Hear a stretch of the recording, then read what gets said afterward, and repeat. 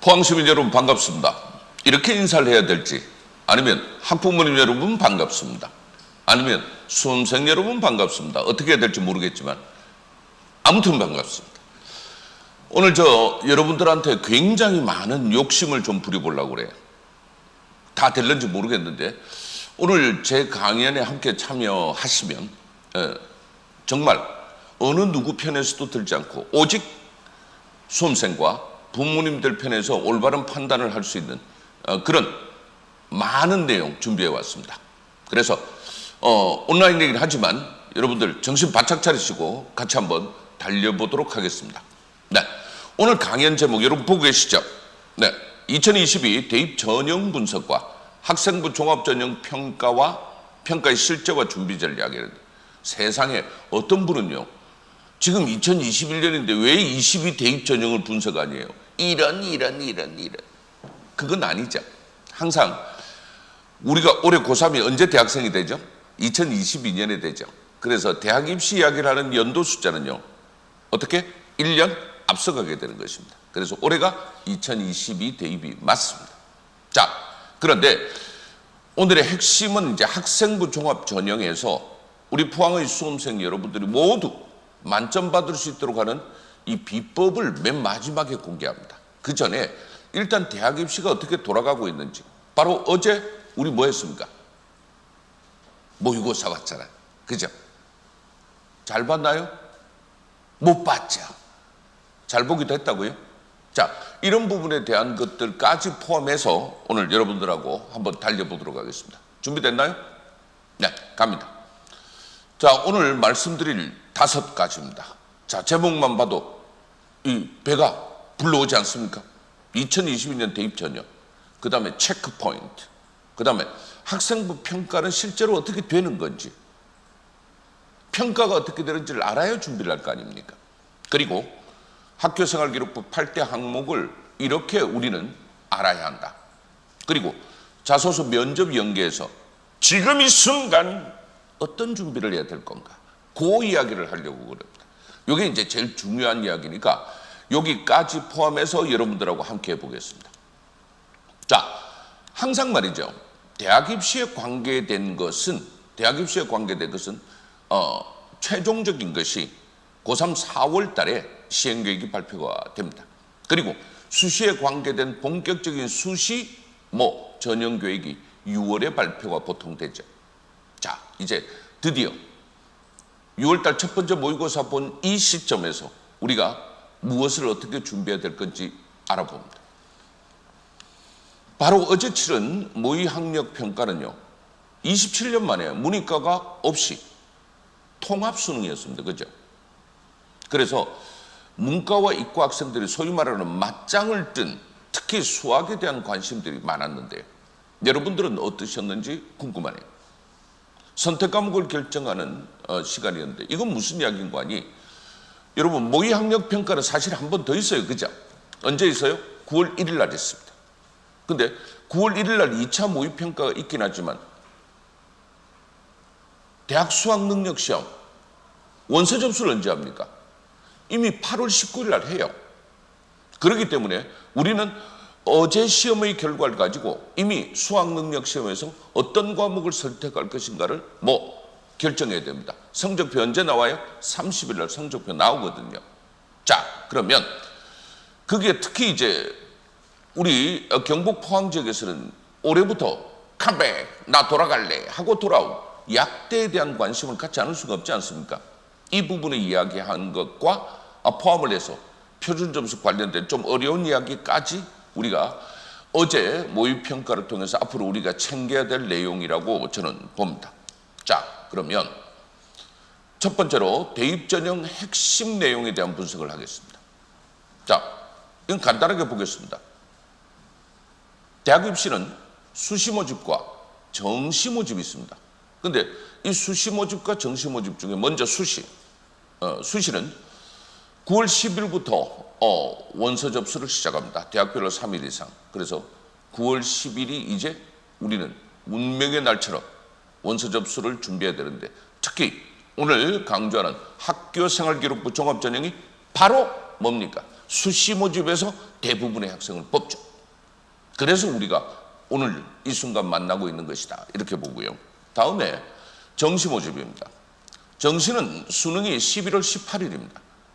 그러면 성적표가 이제 12월 초에 나오고 나면 일정 보이시죠? 12월 말부터 내년 초까지, 12월 말부터 내년 초까지 닷새 기간 중에 대학이 알아서 3일 이상을 원서 접수 기간으로 합니다. 그런데 모집인원 한번 보시죠. 우리는 그냥 조각조각 난 정보만을 듣고 올해 정시 모집이 굉장히 많이 늘어난 걸로 오해를 하는데요. 실제는 이렇습니다. 자, 2022년도 맨 위에 자료죠. 맨 위에 자료 보면 어떻습니까? 정시 모집이 시작 24.3%, 그리고 수시 모집이 75.7%입니다.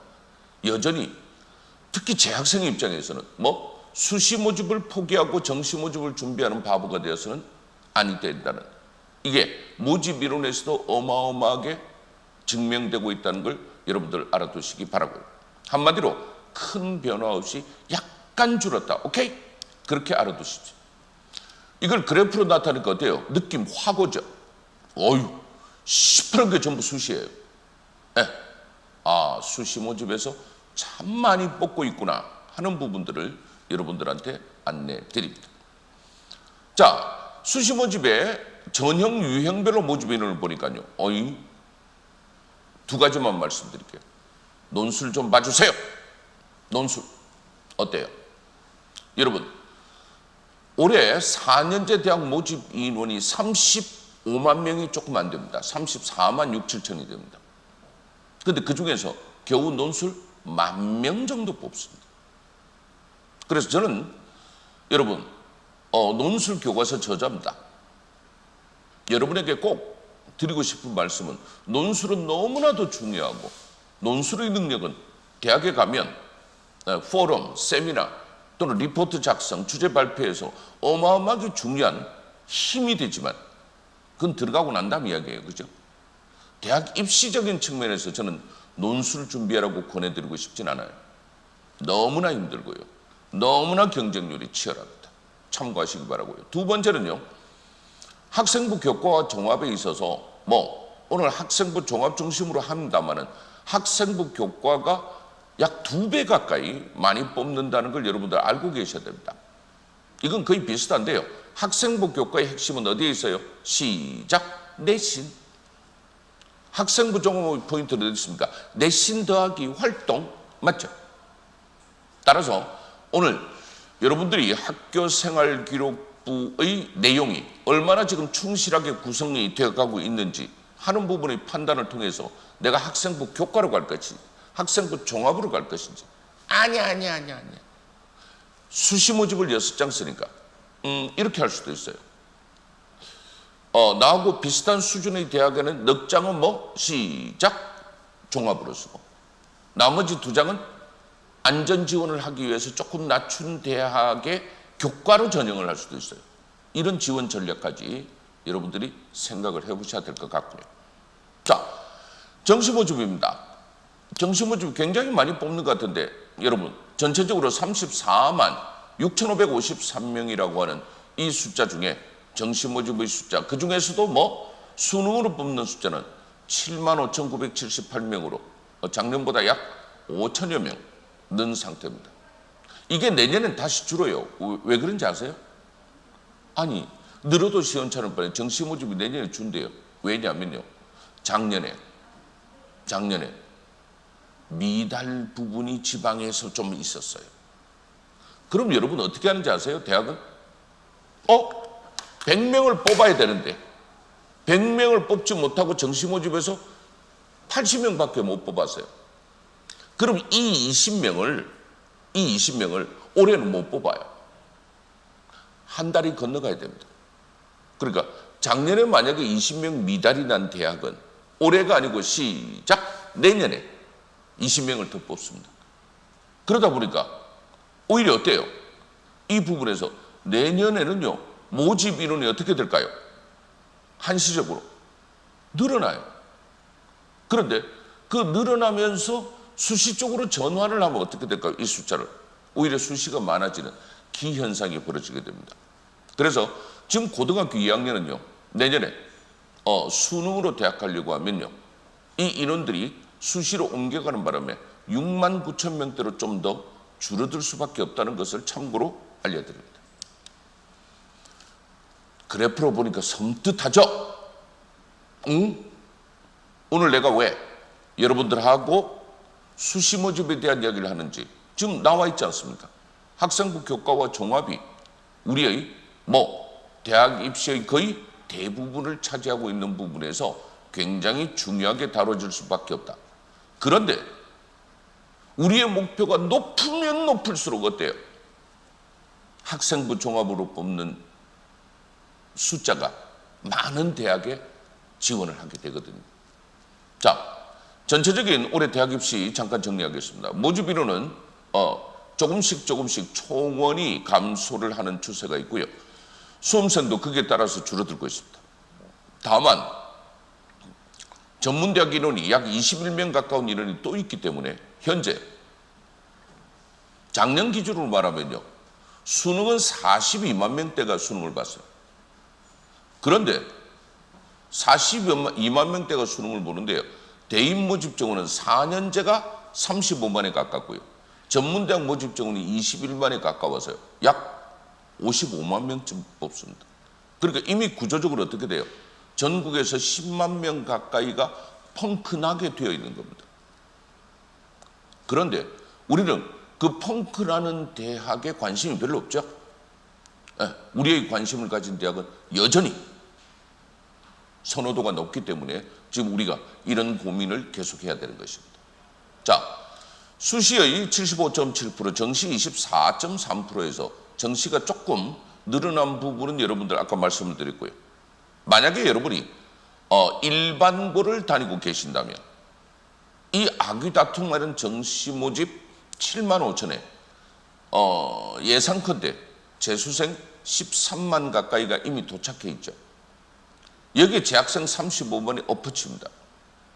따라서 여러분, 정시 모집은 준비를 하지 말라는 것이 아니라 정시 모집은 상대적으로 이미 경쟁률이 평균 6대1이 넘는 어마어마한 뭐라고 할까요? 힘겨운 싸움을 해야 되고요. 수시 모집은 그 반대로 재수생의 참여가 별로 없기 때문에 재학생 입장에서는 마치 응원받은 축제와 같은 것입니다. 페스티벌입니다. 그런데 특히 재학생들이 위대한 역전승을 노리고 수능에 올인한다고 하는 거 저 반대해요. 왜냐하면요, 재수생의 경우는 이미 고등학교 졸업을 했습니다. 그렇기 때문에 만약에 재수생이 작년에 내신 성적 빵빵하고 활동이 좋았다면 어떻게 됐을까요? 대답하세요. 작년에 들어갔겠죠. 그렇지 않나요? 근데 이미 졸업했잖아요. 졸업하고 난 뒤에 내신은 달라지나요? 안 달라집니다. 졸업하고 난 뒤에 학생부 기록은 달라지나요? 안 달라집니다. 그래서 재수하는 입장에서는요, 논술에 수시 모집 때 귀를 기울여 보다가 나의 온 시선은 어디에? 정시 모집에 올인할 수밖에 없는 게 이렇게 형편적 입장이 그렇다는 겁니다. 그런 부분에서 일반 학생의 수시 모집에 대한 관심은 좀 더 증폭되어야 될 것이다 하는 말씀 드리고요. 따라서 수시는 이제 간단히 말씀드리면 학생부 중심으로 가는 것이고 정시는 수능 중심으로 가는 것인데, 이 부분에서 지금 수시를 앞두고 우리가 지금부터 준비를 좀 단단히 해야 되겠다 하는 말씀입니다. 여러분, 올해요, 여러분이 원하는 많은 대학 중에 핵심적인 특징을 골라봤습니다. 자, 왼쪽에 보면 수능 선발이 부쩍 늘어난 대학들 보고 계십니다. 그리고 가운데 학종이 줄어든 대학, 그 다음 학생부 교과가 없다가 신설된 대학, 특히 올해는요, 여러분 탑 15이라는 데 아세요? 탑 15, 이름하여 2호선 대학이라고 하는 스카이, 서성한, 중경외시, 건홍동수, 오케이? 이화여대 포함해서 여기까지를 탑 15이라고 이야기하는데요. 여기에요. 서울대학 빼고 나머지 14개 대학에 모조리 학생부 교과 전형이 생겼어요. 이게 굉장히 큰 특징입니다.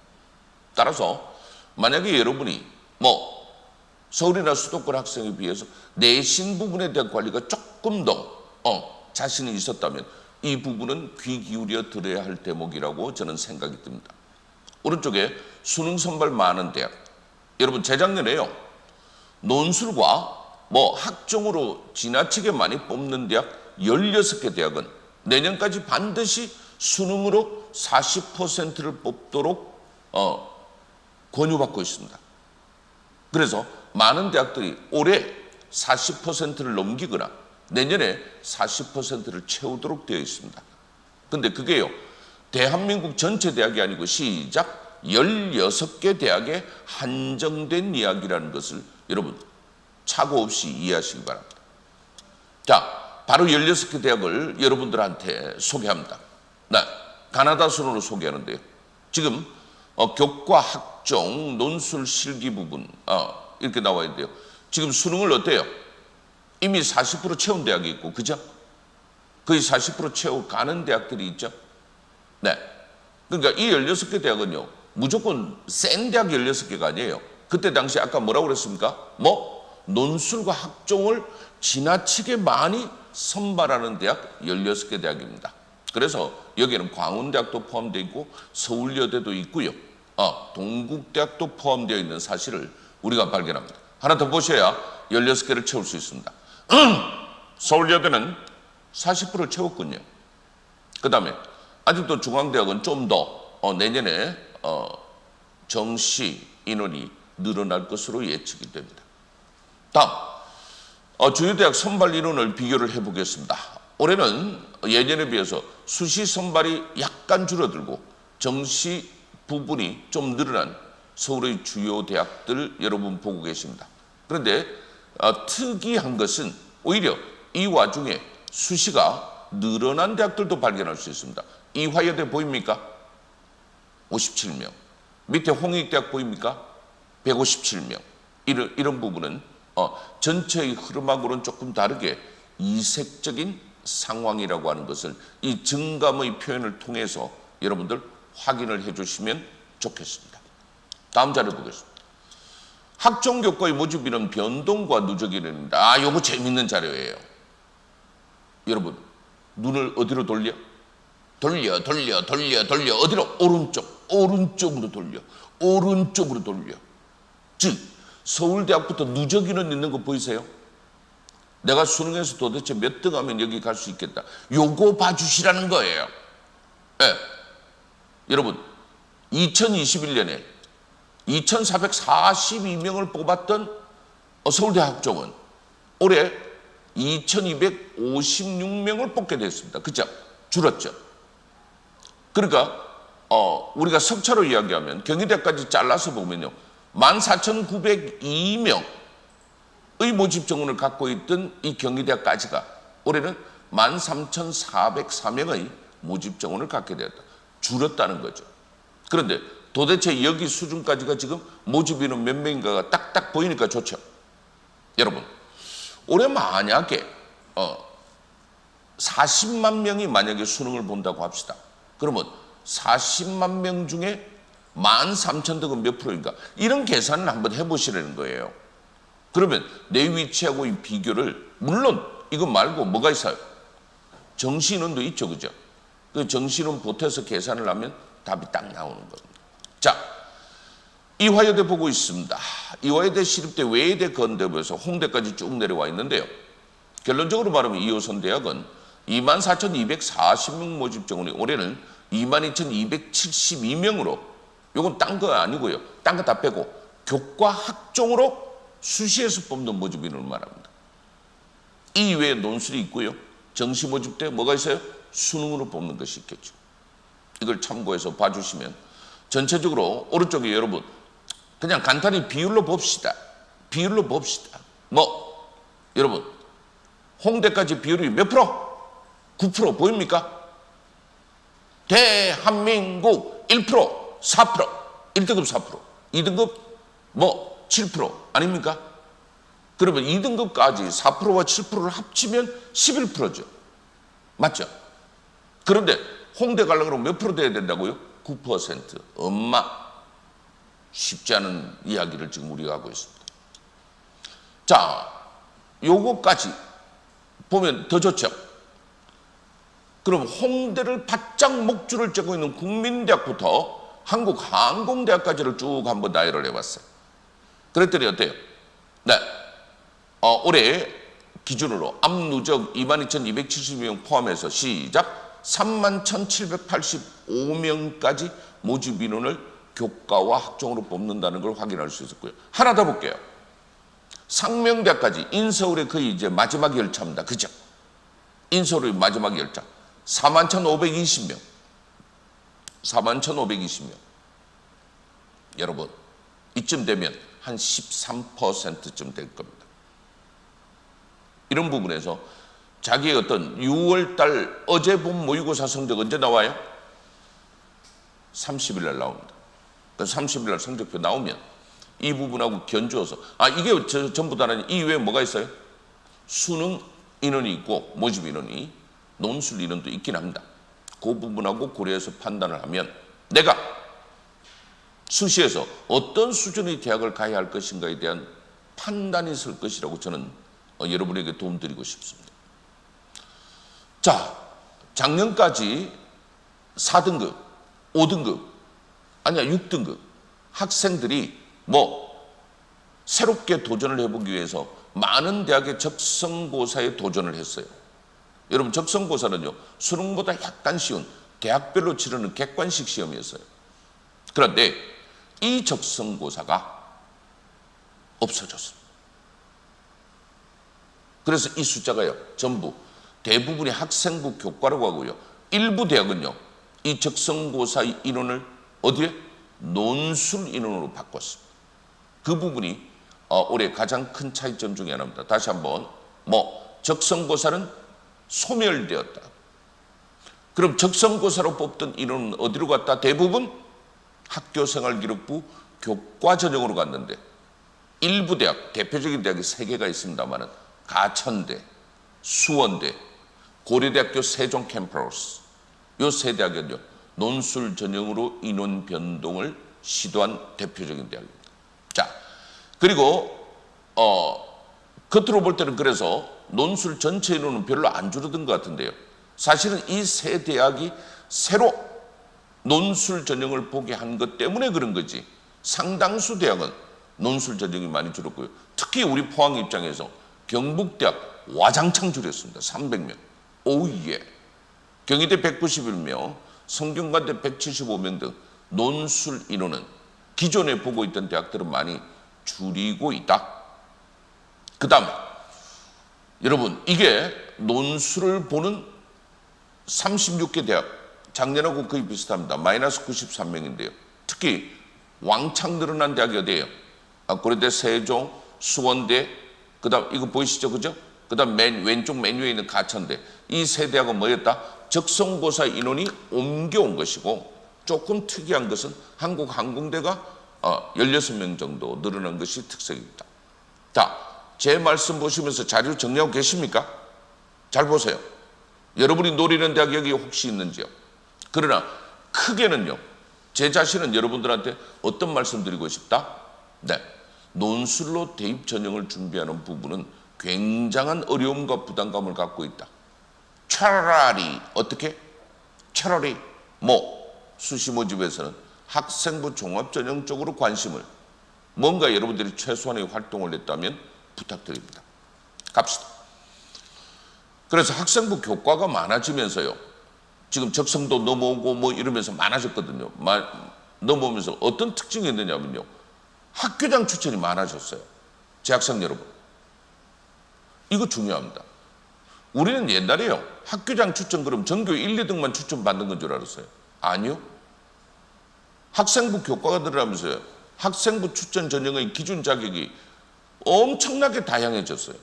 그러다 보니까요, 전교 50등, 아니요, 전교 100등도 중요해졌어요. 그 부분을 여러분들 알아주시고요. 특히 아래쪽 봐주시기 바랍니다. 아래쪽에 굉장히 많은 대학에 학교장 추천을 뽑는데 그래서 요즘은 학교에 가면요, 학교장 추천 전형 추천위원회가 있어요. 그 부분에서 여러분 3학년 1학기 이제 멀지 않았습니다. 며칠 안 남았죠? 오늘부터 준비 들어가야 됩니다. 학기 말고사. 오케이? 이 성적까지 포함해서 추천의 여부에 대한 최종적인 판단을 할 수 있는 석차가 결정되기 때문에 그렇습니다. 보고 계십니까?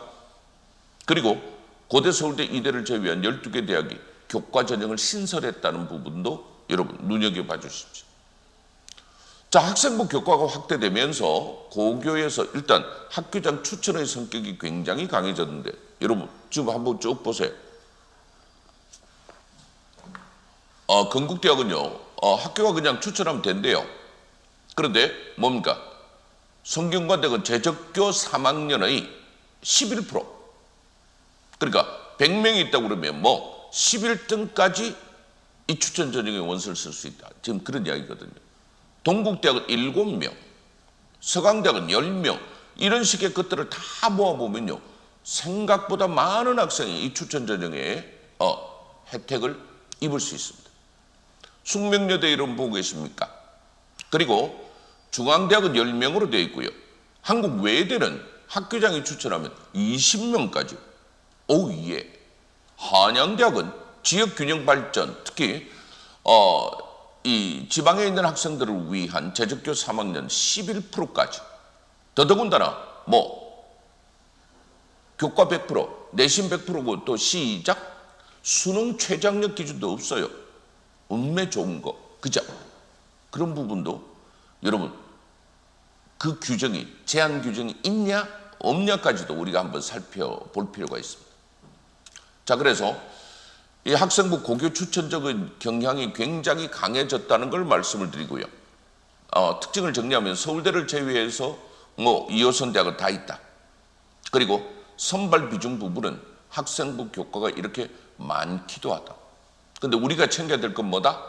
네, 추천 인원을 몇 명씩 추천을 받는지, 그 다음 수능 최저학력 기준이 있는가 없는가. 오케이? 이 부분까지 고려해서 여러분들이 판단을 해 주셔야 됩니다. 왜?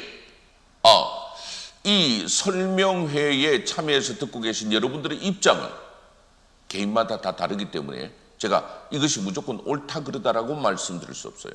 그러나 이런 기회 부분을 정보가 없어서 몰랐다고 했을 때 나중에 아하, 그 추천 전형으로 이렇게 갔으면 됐을 텐데. 오케이? 그게는 수능 최저 기준도 없었는데. 오케이? 이런 부분을 정확하게 살펴보시고 지금 진행되고 있는 이 온라인 박람회 부분에서 어떤 정보를 얻을 것인가. 오케이? 그것을 신경을 써달라는 뜻에서 이 강의가 마련되었다. 저는 이렇게 봅니다. 자, 여러분, 정시모집이요, 서울대학이요, 가군에 있다 나군으로 옮겨버렸어요. 지금 보입니까? 나의 979명 보이죠? 그러니까 어마뜨거라 오잉 하던 연고대, 뭐 성대, 와장창 가군으로 돌아와 버렸어요.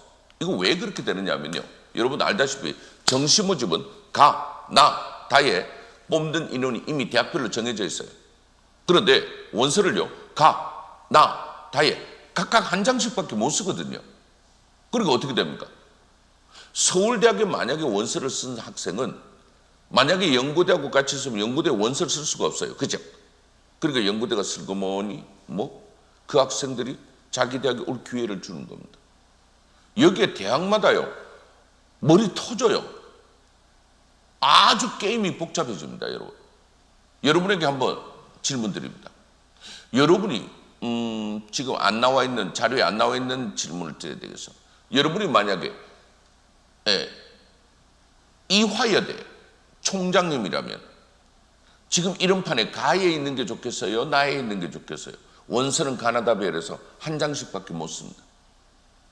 여러분, 가에 있을 수도 있고 나에 있을 수도 있죠. 근데 주력이 어디 있어요? 주력이 보여드릴까요? 네, 여러분, 이화여대의 주력은 어디 있습니까? 가보다는 나 쪽에 있는 거죠. 그러니까 이분들의 판단은 이런 것 같아요.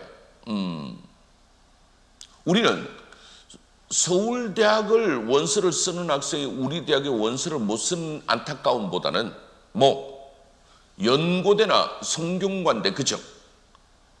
에 원서를 쓰는 학생이 나군의 이화여대 원서를 쓸 수 있도록 하는 전략, 이걸 더 고민하고 있었던 게 아닌가, 저는 그런 생각이 듭니다.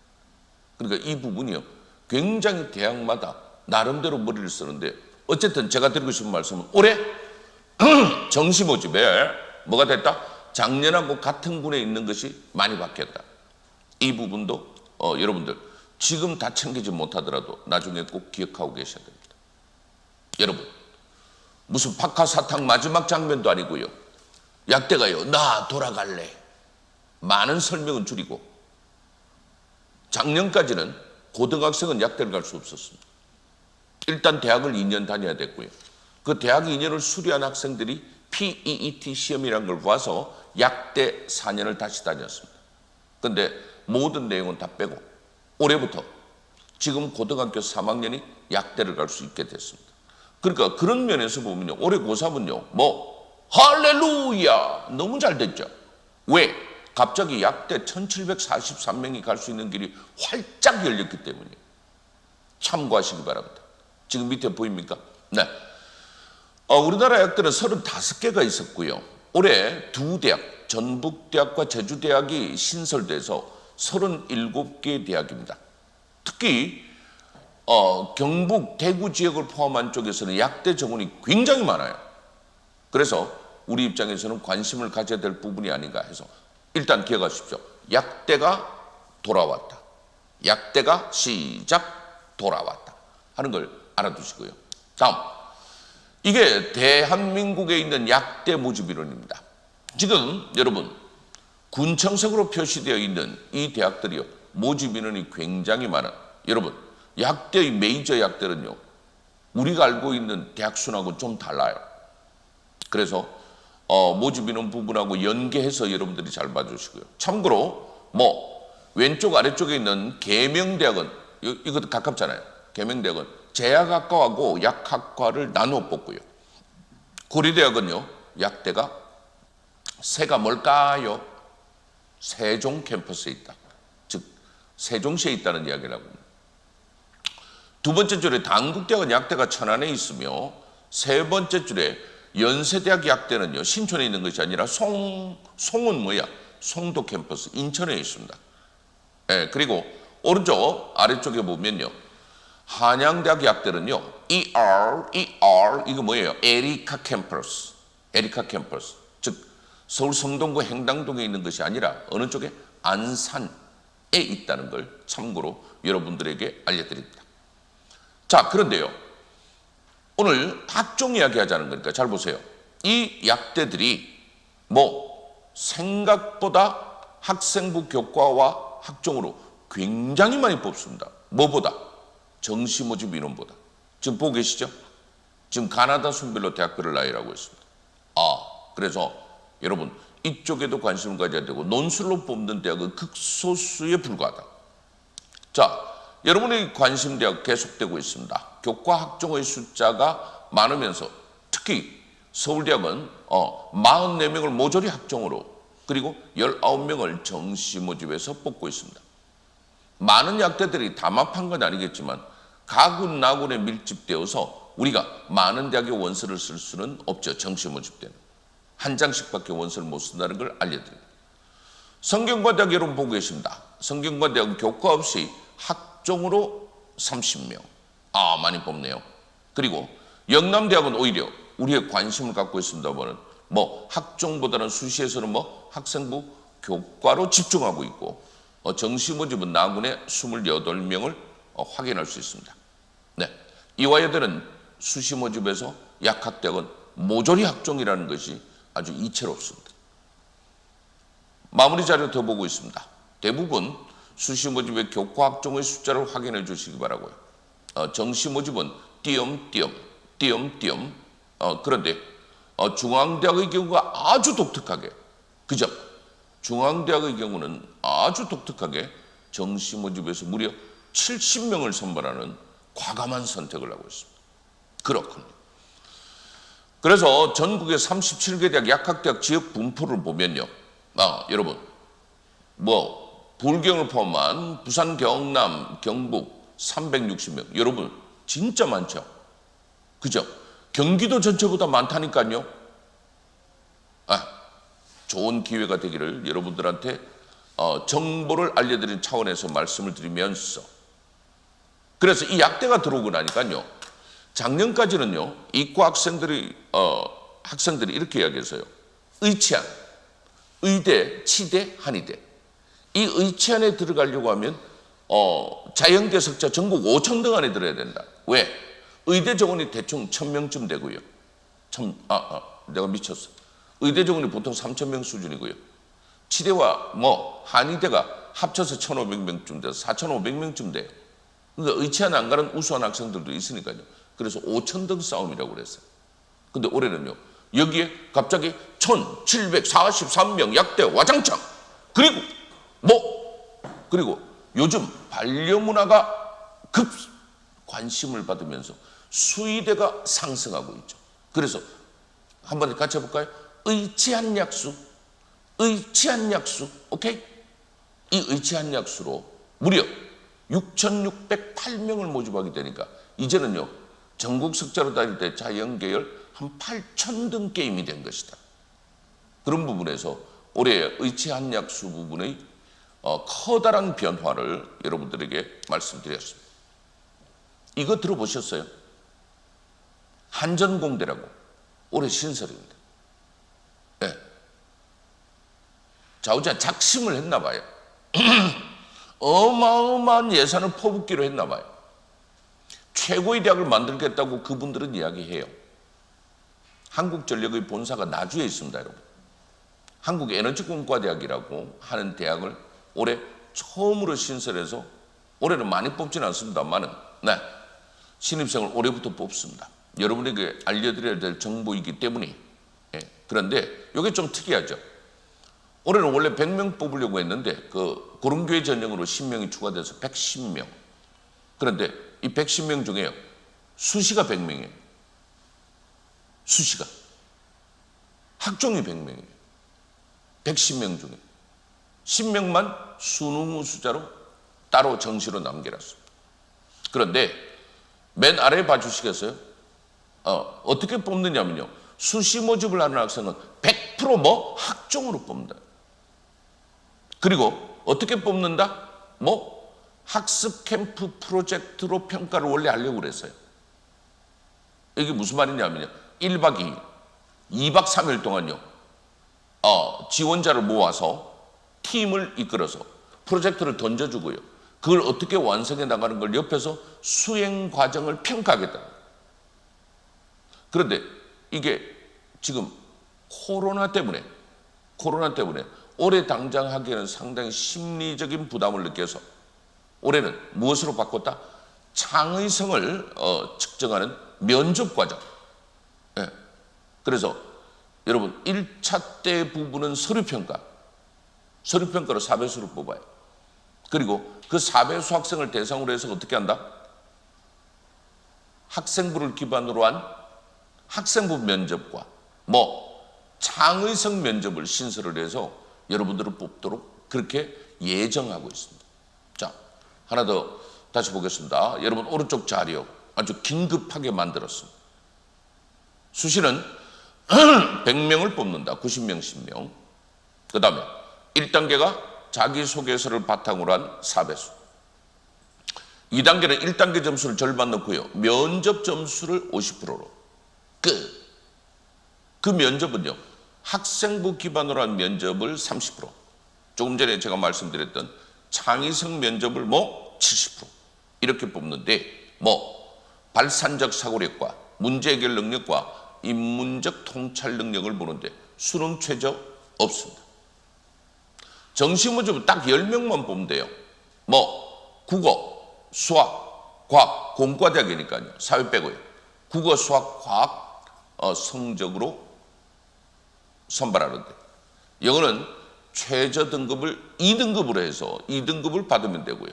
한국사는요, 3등급까지 만점이고 4등급부터는 1점씩 감점을 하려고 합니다. 수능 최저 기준은 오히려 여기에는 있어요. 정시 모집 때는. 그래서 수학과하고 과학을 합쳐서 3등급. 그러니까 수능에서 뭐가 나와야 된다? 수 1, 과 2. 오케이? 수 1 또는 과학 2. 근데 과학을 두 과목이 아니고 한 과목만 잘해도 된다. 그래서 한 과목을 반영하겠다. 그렇게 되어 있습니다. 여러분, 막 어제, 그제 막 발표된 내용들이기 때문에 아주 따끈따끈한 이야기예요. 여러분들 관심이 있으면 확실하게 체크를 하시기 바랍니다. 자, 그래서 이제 지원 전략을 슬슬 짜야 되겠네요. 전체 모집인은 줄었다. 수능인은 좀 늘었다. 학종 논술인은 약간 감소했다. 수시는 최저학력 기준이 있는가 없는가에 따라서 대학별로 여러분들이 준비해야 되는 것이 상당히 달라진다. 그 다음에 많은 2호선 대학, 중상위권 대학들이 학생부 교과 전형이 많아졌다. 그리고 2호선 대학 16개 대학의 수시 모집 부분은 약 5천 명 가까이 줄었다는 거고요. 수시 모집은 줄었다고 해도 현재 75.7%다. 그래서 재학생 입장에서는 이 수시 모집 때의 학생부 교과와 학생부 종합을 쉽게 포기하면 안 된다는 당부 말씀드립니다.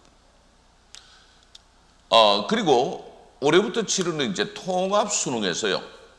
상위권 대학의 많은 대학들은 자연계열의 경우에 확률과 통계를 인정하지 않는 미적분과 시작, 기하 이 중에서 선택을 하도록 하고 있고요. 그 다음에 군별 이동을 확인하시고 적성고사 폐지로 인한 논술 신설대학 확인 부탁드립니다. 맨 마지막에 정시 모집 이동이 심해서 주의해야 된다는 이야기 부분도 여러분들이 이걸 꼭 챙겨봐야 됩니다. 왜냐하면 작년 졸업생들은 특히 작년하고 달라진 부분이기 때문에 익숙한 것이 오히려 문제가 될 수 있어요. 그죠? 달라졌기 때문에. 자, 세 번째, 고른교회 전형이 여러분 이거 너무 모른 척 하지 마세요. 다시 한번 고른교회 전형은요. 해당만 되면 일반 전형보다요. 굉장히 수월합니다. 그렇기 때문에 이 부분에 대한 걸 좀 더 관심 가져라. 그리고 맨 아래에 보면 이제 모의학력 평가를 봤으니까요. 모의학력 평가의 성적에 따라서 일단 뭐가 나와요? 이 모의학력 평가 수준으로는 요 정도 대학에 나중에 정시대 갈 수 있다. 오케이? 그 판단이 있으면요. 수시 모집을 어디에 지원해야 될 건가? 이 수준에 맞춰 지원해야 된다는 딱 수준이 나올 수 있는 거거든요. 그 부분을 고려해서 여러분들이 선택 과목을 포함한 수능 대비의 역할과 수시에 어디에 원서를 쓸 것인가 하는 부분에 대한 것을 큰 그림을 이 박람회를 통해서 그리시길 바라요. 자, 그 다음에 진로 선택 과목 이야기를 잠깐 할게요. 지금 고등학교 3학년은요. 지금 배우고 있을 거예요. 많은 학생들이 지금 3학년 때 진로 선택 과목을 배우고 있습니다. 근데 이건요. 내신 성적 1등급부터 9등급이 나오지 않죠. 뭘로만 나와요? A, B, C 이렇게만 나와요. 근데 A, B, C로 나오면서 그 폭이 굉장히 넓어졌죠. 그러니까 숫자로 나오는 1등급은 4%인데 A, B, C로 나오는 진로 선택 과목은 학교에 따라서 좀 다르긴 합니다만 보통 35%에서 약 40% 학생이 전부 A를 받을 수 있고요. 그 아래 또 30% 학생이 B를 받을 수 있기 때문에 크게 점수 차이는 나지 않습니다. 그러나 이것을 대학에서는 어떻게 반영을 하느냐는 부분은 대학마다 달라요. 그러니까 어떤 대학은 이렇게 하더라고요. A는 10점, B는 8점, 그 다음 C는 6점. 이런 식으로 과목마다 A, B, C의 점수를 대해서 그냥 더하기를 하는가 하면 어떤 대학은요, 이 A, B, C에 가중치를 적용해요. 그러니까 어떤 과목은 일주일에 2시간, 어떤 과목은 일주일에 4시간을 했다고 치면 4시간을 한 과목을 A를 받으면 A를 4개 받은 걸로, 오케이? 이런 식으로 이제 적용을 하고 어떤 대학은 동국대학이 대표적입니다만 우리는 안 해. 우리는 안 해. 그러니까 진로 선택 과목 성적을 아예 안 넣는 대학도 있어요. 그런데 안 넣더라도 성적은 나와 있잖아요. 그죠? 학종 때 성적표를 입학사정관은 보게 되죠. 그런 부분에서 간접적인 정성평가, 정량이 아니고 정성평가는 진행될 수 있다는 것을 아래 자료를 통해서 확인하기 바랍니다. 그래서 진로 선택 과목 교과 반영 방법을 여러분한테 이야기하고 있습니다. 자, 대표적인 대학 몇 대학 뽑아봐도 돼요. 네, 숙명여대는 A, B, C의 등급 부여 이후에 등급 점수를 적용한다. 미적용하는 대학 맨 아래 보이시죠? 정성평가하는 부분, 아까 동국대학 이야기 말씀드렸죠. 이런 식으로 내가 어느 대학을 지망하느냐에 따라서 이 평가의 내용이 사뭇 달라지기도 한다. 그래서 여러분의 지금 3학년 1학기에 진행되고 있는 이 과목의 진로 선택 과목에 대한 평가, 이 부분에 대한 것도 끝까지 그 관심줄을 놓지 말아야 돼요. 다음에 교과 성적 반영은 어떻게 될까? 작년까지 일반적인 스타일은 1학년보다는 2학년, 2학년보다는 3학년이 그 반영비율이 좀 더 높아지는 일반적 경향이 있었는데요. 근데 많은 과목들이 2015 개정교육과정에 의해서 2, 3학년 때는 소인수, 즉 선택 과목이 많다 보니까 해당 과목을 듣는 학생 수는 줄어든 거죠. 그죠?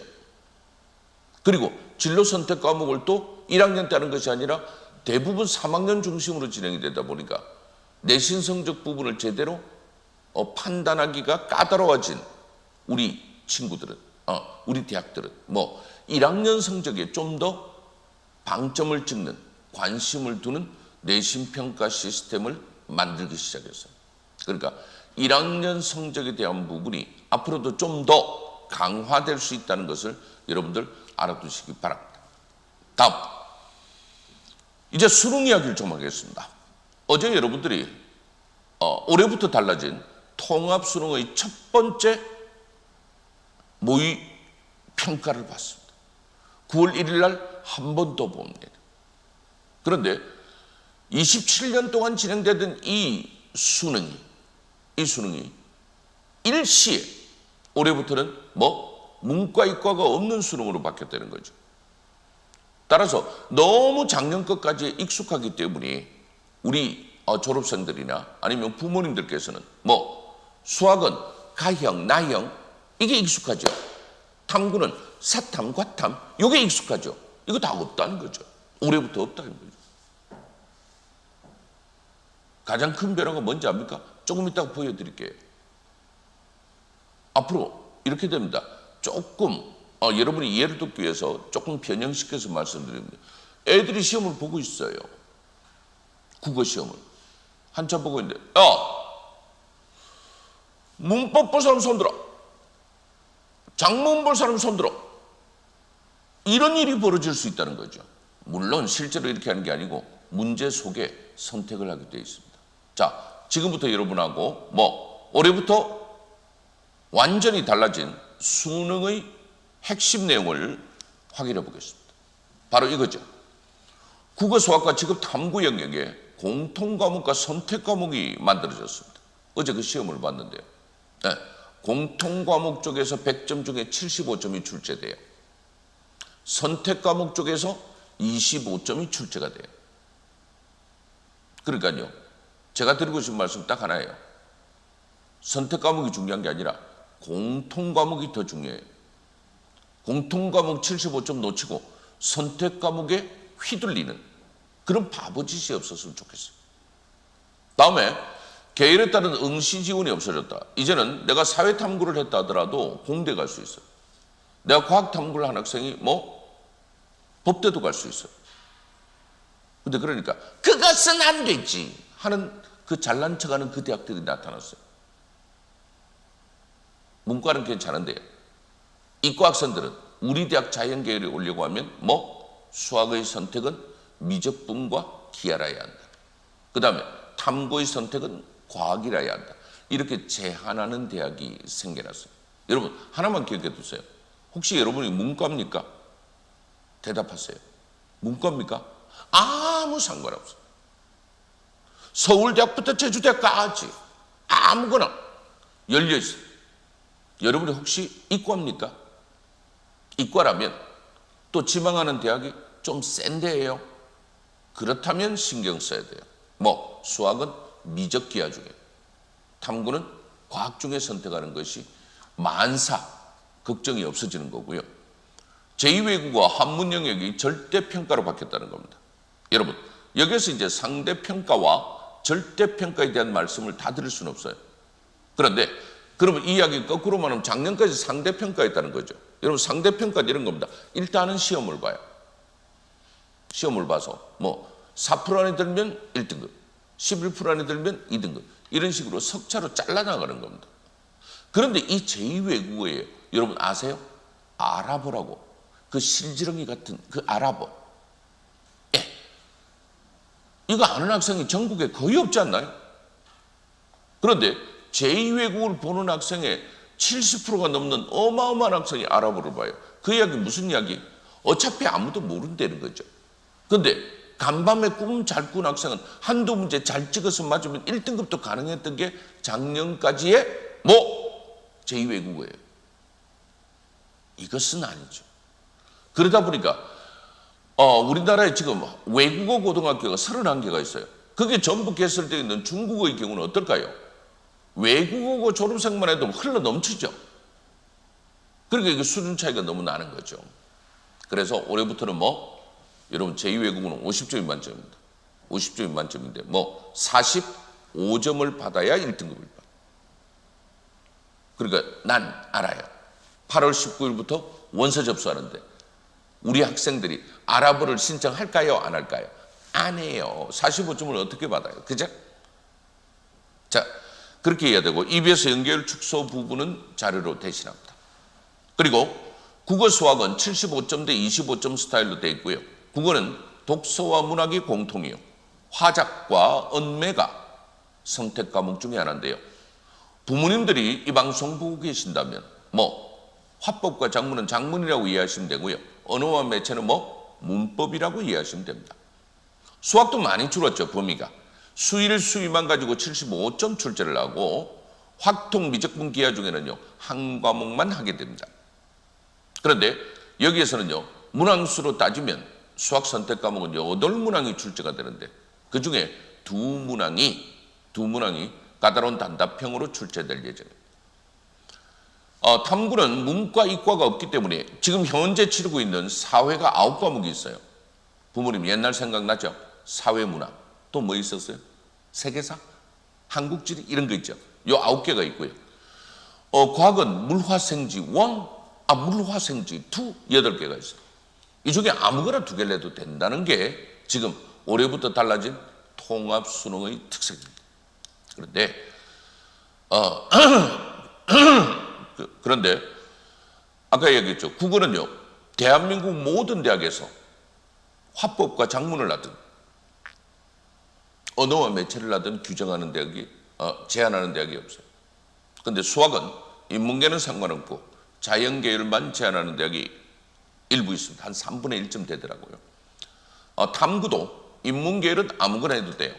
그러니까 여러분, 인문계열 학생은요, 자연계열 과목을 선택했어도요, 인문계를 가는데 아무 지장 없어요. 근데 그런 학생이 많지는 않겠죠. 자, 그 다음 자료입니다. 수능 제2외국어가 절대평가로 됐다는 이야기, 그 다음에 EBS 이야기를 보고 있습니다. 이제 정리할게요. 국어는 185개 대학 모든 모집 단위에서 아무 상관없이 선택할 수 있고요. 수학은 56개 대학, 탐구는 62개 대학에서 주로 어디에? 자연계 모집 단위에서 제한을 하기도 하는데, 자, 이렇게 되니까 너무 이과 학생 중에 확통을 좋아하면요, 이런 부분도 있습니다. 그렇지 않습니다. 자연계열 중에서도 지금 여러분 보고 계십니까? 이거 좋은 자료 아니에요? 자연계열 중에서도 확률과 통계 오라오라 환영하는 대학들이 있어요. 왜? 그 확률과 통계의 능력이 필요한 학과들이 있지 않나요? 그런 대학은요, 여러분 지금 왼쪽 아래 서울시립대부터 그 다음 장에 자료가 나오겠습니다만 연세대학까지 확률과 통계가 정말 필요한 학과에서는요, 자연계열이라더라도 확률과 통계하는 학생을 오케이 하고 지원 가능한 것으로 포함하고 있습니다. 특히 한양대학의 데이터 사이언스 이런 데 확통 필요하겠죠. 심리뇌과학이나 정보시스템 어때요? 이렇게 많은 대학들이 확률과 통계로 지망할 수 있는 방법도 열려 있다는 거. 이 부분을 여러분들한테 말씀드립니다. 영어 참 중요한데 뭐라고 말할 수는 없고요. 여러분 서울대학 같은 경우는요, 작년에는요 1, 2등급의 등급차가 0.5점이었어요. 그런데 올해부터는요 1등급에서 2등급은 0.5점인데요 2등급에서 3등급 넘어가면 1.5, 3배를 더 깎아요. 또 대학에서 보면요, 여러분 경희대 어때요? 경희대학은요 1등급과 2등급 격차가 무려 8점 아닌가요? 엄마 2등급에서 3등급으로 떨어지면 14점을 빼버려요. 경희대학 영어 못하면 갈 생각 말아야 하지 않겠습니까? 그런가 하면 또 어떤 대학은요 이게 아주 조밀조밀하게 크게 차이를 안 내는 대학들도 있어요. 서강대학 보십시오. 그죠? 100, 99, 98, 97, 대과 아주 조밀조밀하게 되어 있습니다. 그런 부분들이 여러분들의 수능 영어가 현실적으로 등급만 나온다고 본다는 게 아니고 대학별 반영 방법이 완전히 다르다는 말씀드립니다. 계속해서 여러분들에게 안내 말씀드립니다. 특히 한국외대 자연계열은요 1, 2등급이 불과 0.5점에 불과하지 않습니까? 그죠? 105, 104.5 그런가 하면 지금 홍대 같은 경우는 1등급, 2등급이 5점, 2등급에서 3등급은 7점, 3등급에서 4등급은 무려 9점 이런 식으로 그 감점의 폭을 어마어마하게 넓혀 나가기도 한다는 점. 네, 여러분 아직도 포기하면 안 됩니다. 영어는요 80점만 받으면 89점하고 똑같다는 거 아시죠? 영어 성적표에 성적 나와야 안 나와요? 수능 성적표에 안 나옵니다. 그냥 요거면 똑같이 주거든요. 수험생 여러분, 만약에 여러분이 90을 받는다면 딴 애들한테 뭐라고 그래요? 100점 받았다고. 아무도 몰라. 성적은 공개되지 않습니다. 그러니까 90점을 받는 순간 대한민국 1등하고 같은 것이에요. 그런 부분에서 여러분 최소한 제가 권해드리고 싶은 건 죽어도 80 받자. 목표는 90이다. 오케이? 확인하시기 바랍니다. 자, 학생부 교과 전형은요, 작년에는요, 학력 인구가 갑자기 줄어서 굉장히 많이 줄었죠, 그죠?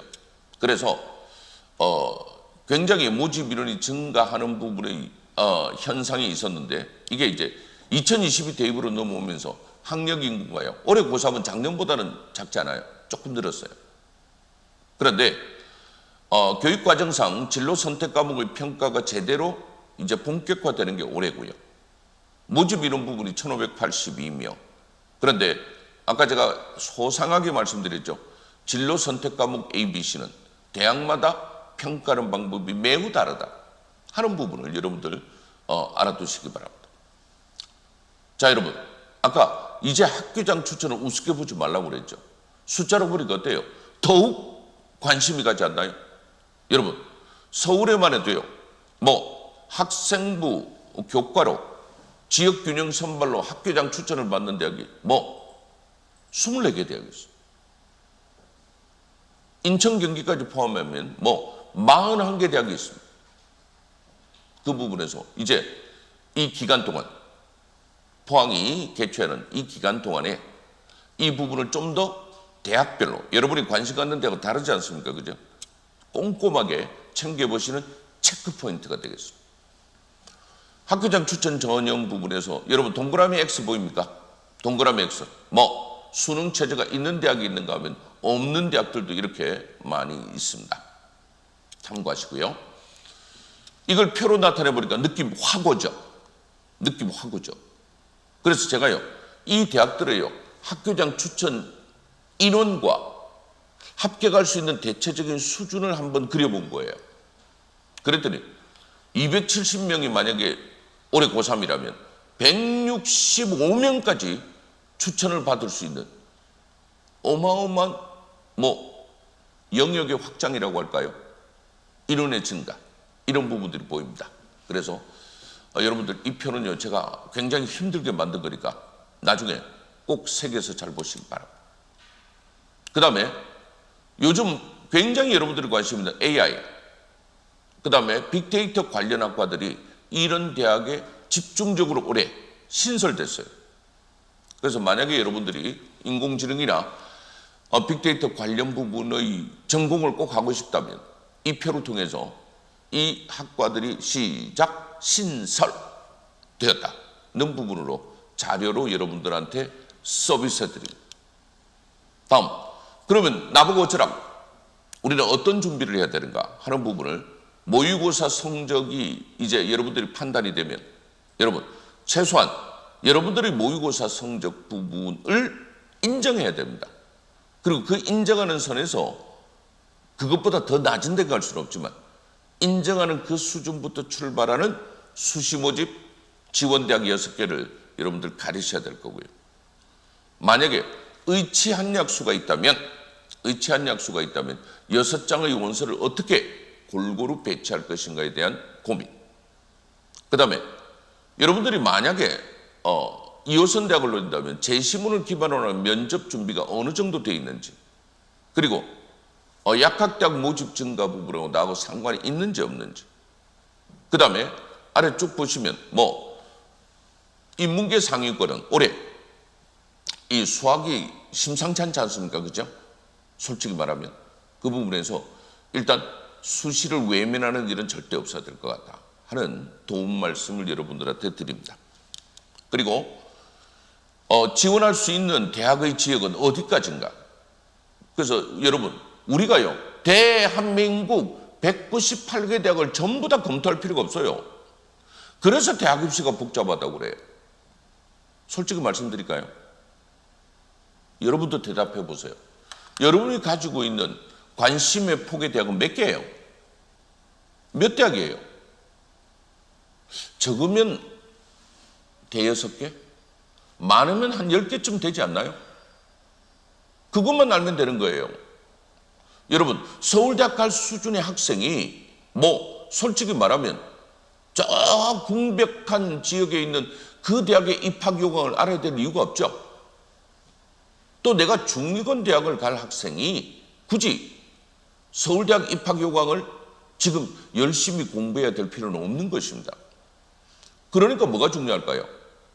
모의고사 성적을 기준으로 한 나의 수준, 지원 수준이라고 할까요?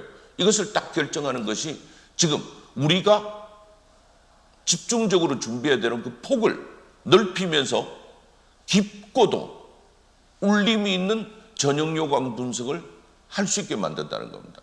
다 잡으려고 하다가는 시작 다 놓치는 거예요. 범위를 정하자는 겁니다.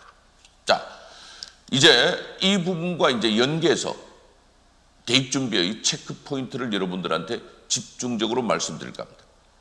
네, 여러분 이거 어제 준비했어요. 어제 모의고사 이후에 대입 관련 일정입니다. 여러분 9월 1일 날 모의고사가 한 번 더 있다고 그랬죠. 제 학생은요 7월 7일 날 연합모의평가를 한 번 더 봅니다. 그리고 원서를 언제 쓰는지, 정시모집은 어떻게 되는지 하는 관련 일정을 한번 보여드렸고요. 자, 여러분 선택 과목에 따라서 대입 지원이 불가능하기도 하니까요. 여러분이 자연계열이면 센 대학을 볼 때는 제한하는가 안 하는가를 확인해야 됩니다. 수시는 6장, 정시는 석장으로 지원 기회를 제한하고 있습니다.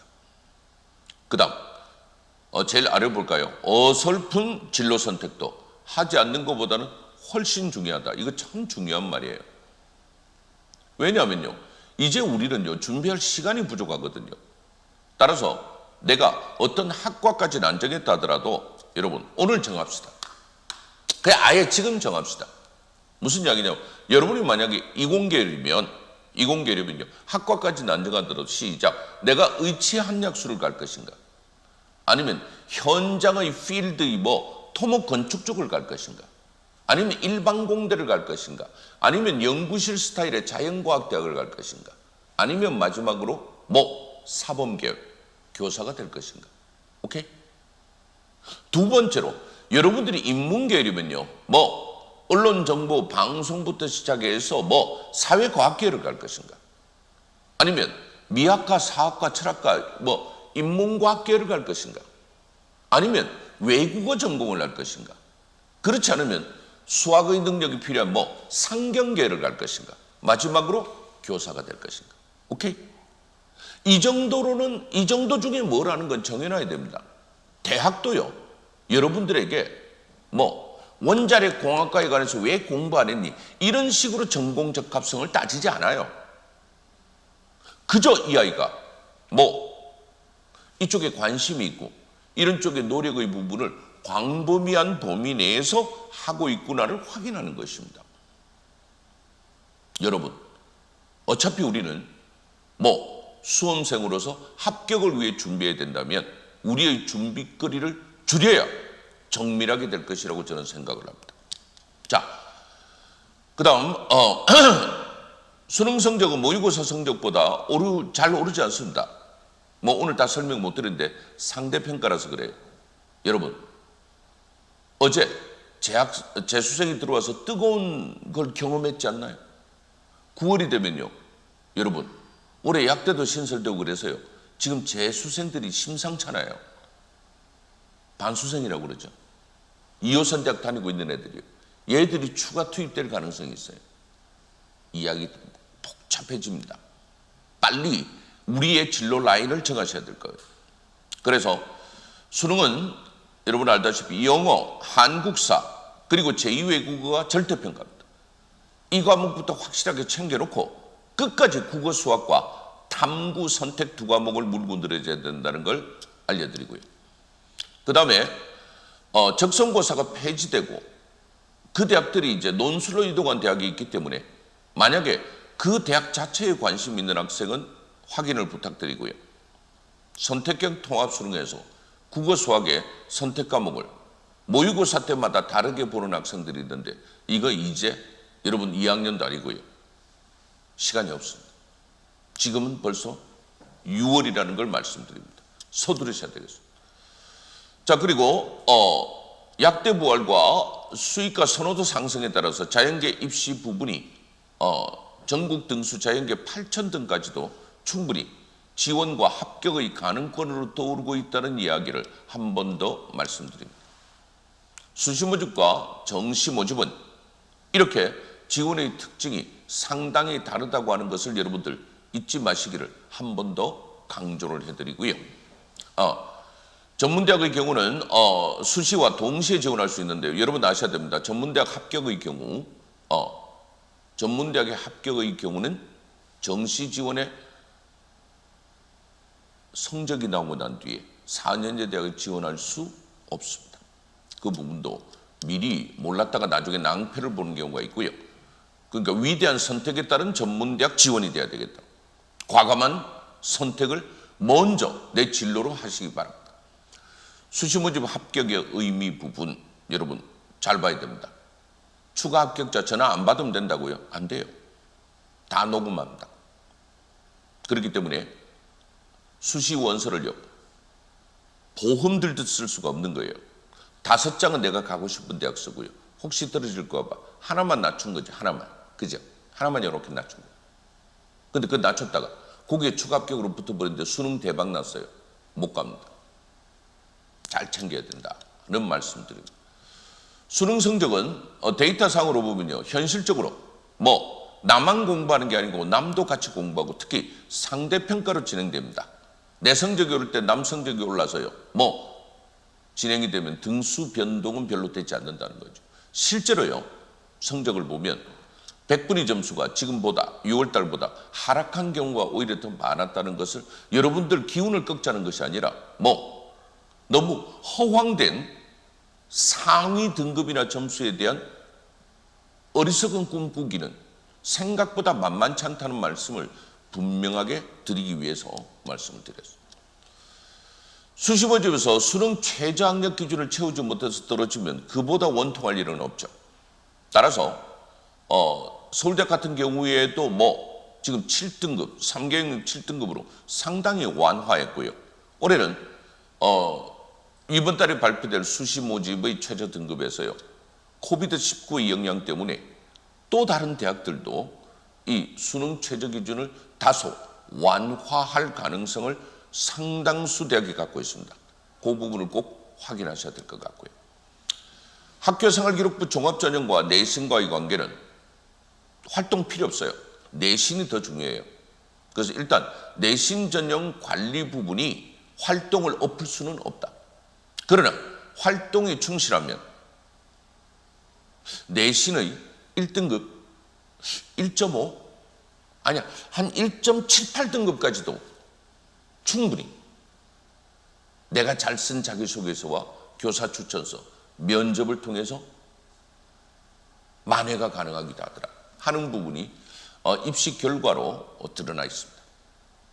자, 학교생활기록부 교과전형은 내신 성적 중심으로 되는데 아까 말씀드렸죠. 올해 2호선 대학 중에 서울대학을 제외한 14개 대학 모두가 만들어졌다는 말씀 여러분에게 드립니다. 특히 교과 성적 산출 부분에 있어서 우리가 진로 선택 과목은 A, B, C로만 선택하고 1등급부터 9등급을 내지 않기 때문에 상당히 여유로워져서 이 부분은 다들 A를 받을 수 있도록 애를 쓰셔야 될 것 같습니다. 그 다음에 학생부 교과 전형에 있어서 대학별 성적 반영 특징은 재수생의 경우와 재학생의 경우 부분에서 서로 어긋나게 반영될 수도 있습니다. 왜냐하면 학교생활기록부의 성적에 기록된 것 자체가 서로 다르기 때문에 그렇습니다. 맨 밑에 보십시오. 내신 성적은 재수생의 경우 3학년 2학기까지 전부 다 반영되는 게 원칙입니다. 왜? 졸업을 했기 때문에요. 수시라더라도. 그런데 일부 대학은 졸업했지만 3학년 2학기 성적은 빼고 1학기까지만 반영하는 대학들도 이화여대, 한양대학, 홍익대가 그 대학에 포함된다는 거 알려드립니다. 자, 학교생활기록부 평가가 대학에서는요 실제로 어떻게 이루어지고 있는가를 살펴봅니다. 여러분 지금 서울대학교 인재상입니다. 여러분 대학의 인재상을 우습게 보면 안 됩니다. 이거 반드시 평가 기준에서 드러납니다. 지금 보고 계십니까? 서울대학. 지금 성균관대학 보고 있습니다. 분명히 잠재 역량의 글로벌 창의 리더라는 말을 알아주시기 바랍니다. 연세대학에서는요 또 어떤 부분을 강조를 하고 있는지 여러분 특히 진로 계획과 자기의 구체적인 계획에 대한 강조를 하고 있죠. 이화여대는 THE 특히 학업 역량과 학교 활동의 우수성 여대이기 때문에 들어와서 남녀 구분하지 않고 여학생만 있는 학교니까 내가 의자를 직접 번쩍 들고 나를 수도 있는 그러한 과감한 자기주도성을 갖고 있는 것도 중요하다고 저는 봐요. 한국 외대는 역시 외국어 대학답게 상당히 많은 글로벌 이야기와 특히 인성 부분이 강조됐다는 걸 보고요. 한동대학 여기서 멀지 않죠.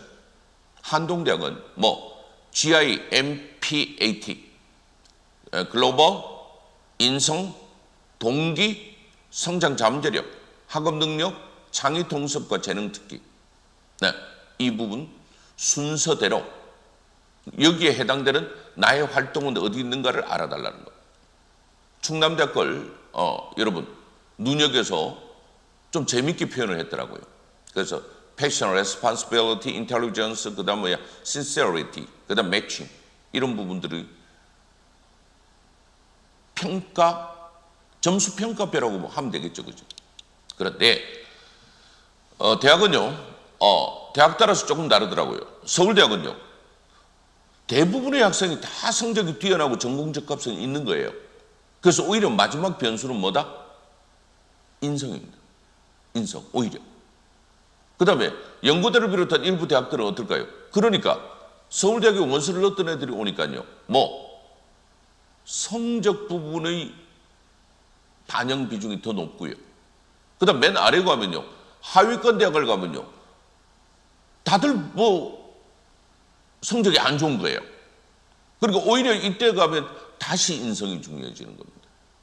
여러분의 현실적인 입장에 따라서 눈여겨봐 주시기 바랍니다.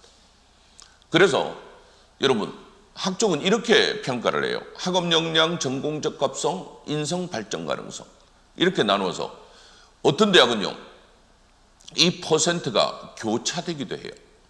그래서 30%, 30%, 20%, 20% 이런 식으로 바뀌기도 하는데, 특히 여러분들 지금 보고 있는 자료는 서울대학의 서류평가에서 우리는 이런 점을 중심으로 봅니다 하는 평가 요소별 반영이라고 하는 걸 지금 여러분 구체적으로 보여드립니다. 관심대학 찾으셨나요? 예를 하나 들겠습니다. 중앙대학 다빈치형입니다. 중앙대학 다빈치형 학종으로 가려면 학업 역량 20, 탐구 역량 20, 통합 역량 20, 발전 가능성 20, 인성 20 이런 식으로 나눠져 있고요.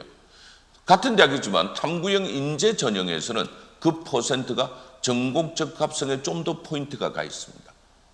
그런데 중앙대학교 서울 부분의 그 평가 요소를 반영한 실제로 보면 탐구형 인재는 어때요? 2.2등급 학생들이 갈 수 있었는데요. 탐구형 인재는요, 전공 적합성만 확실하면 3.33이 가는 이러한 변화를 갖고 있습니다. 그러니까 여러분이 내신이 뛰어나고 활동이 적은지, 활동이 뛰어나고 내신이 적은지에 따라서 선택해야 될 전형 유형이 다를 수 있다는 겁니다. 건국대학 보시겠습니다. 네, 학업 역량 200점, 전공 적합성 300점 이런 식으로 이야기하는데, 오른쪽에 있는 내용은 바로 뭡니까? 이런 것들을 체크하는 체크 포인트들입니다. 그래서 건국대학은요, 학업 역량을 체크하기 위해서는 일단은 학업 성취도, 성적을 봅니다. 학업 태도와 학업 의지도 보고요, 탐구 활동에 대한 이야기들도 채점을 하겠다고 하는 겁니다. 참고하십시오. 전공 적합성을 위해서는요, 어떤 과목을 수업했는가, 그리고 전공에 대한 이해 같은 것을 면접을 통해서 확인을 할 것이고요. 그리고 동아리나 이런 부분들이 어떤 활동을 했는가를 보여주고 있는 것입니다. 여러분, 인성을 평가하는 부분은 왼쪽만 같이 한번 읽어볼까요? 시작! 협업, 나눔과 배려, 소통 능력, 도덕성, 성실성 이 5개를 가지고 점수를 나누어서 매긴다고 생각하시면 돼요. 한 번 더, 협업, 나눔과 배려, 소통, 도덕, 성실성 이것이 점수를 주기 위한 항목들이다. 발전 가능성 부분 여러분 건국대학의 예를 가지고 여러분들하고 만나고 있습니다. 보셨나요? 광운대학 하나 더 볼게요. 광운대학은 유달리 전공 적합성 부분과 인성이 각각 30%를 부여하는 좀 더 타 대학과 차별화한 인재 선발 방식을 갖고 있습니다. 면접평가 항목은 조금 전에 여러분들에게 말씀드린 것과 크게 다르지 않죠? 확인해 주시고요. 그래서 여러분들한테는요, 대학에요, 가이드북이라는 게 나와요. 이걸요, 여러분, 박람회를 통해서 많이 수집하시기 바랍니다. 관심대학. 그래서 그 가이드북에 되면 우리 대학의 핵심 역량은 무엇으로 한다. 지금 여러분들 이 가이드북에 나와 있는 걸 일부러 이렇게 본 따서 여러분들한테 보여드리는 겁니다. 그 다음에요, 이 가이드북에 실제로 그 대학의 구체적인 내용이 이렇게 고백을 해요. 여러분, 진로 선택 과목 역량은 어느 정도예요? 그러면 맨 아래 봐주실까요?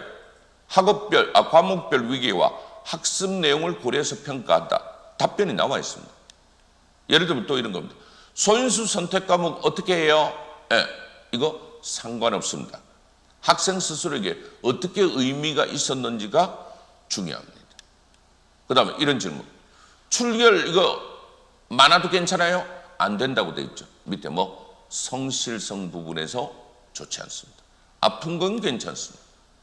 그 다음 진로가 바뀌었는데 괜찮아요? 네, 괜찮습니다.